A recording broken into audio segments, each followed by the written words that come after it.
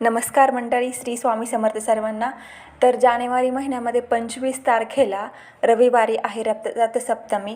आता रथसप्तमी म्हणजे काय? रथसप्तमी म्हणजे माघ शुद्ध सप्तमी हा दिवस सूर्याच्या उत्तर नारायणाच्या प्रारंभाचा दिवस असतो. सूर्य आपल्या 7 घोड्यांच्या रथातून उत्तरेकडे वळतो, म्हणजेच ऋतुमानामध्ये बदल होतो. थंडी संपत येते, वसंताच्या आगमनाची तयारी सुरू होते. या काळामध्ये शेतात नवे धान्य कापणीसाठी तयार होते. आता रथसप्तमीला आपल्याला काय करायचे? अंगणामध्ये मातीच्या छोट्या मडक्यामध्ये दूध उतू घालायचं आहे. दूध ज्या दिशेला उतू जाईल तिकडे समृद्धी येते असं म्हटलं जायचं.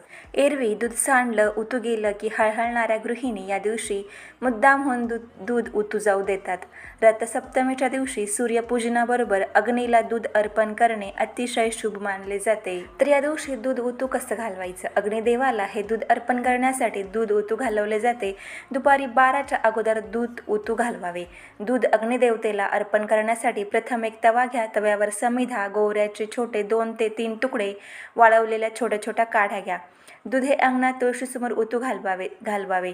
जर तसे शक्य नसेल तर ते तुमच्या देवघरासमोर जरी उतू जाऊ दिले तरी चालेल.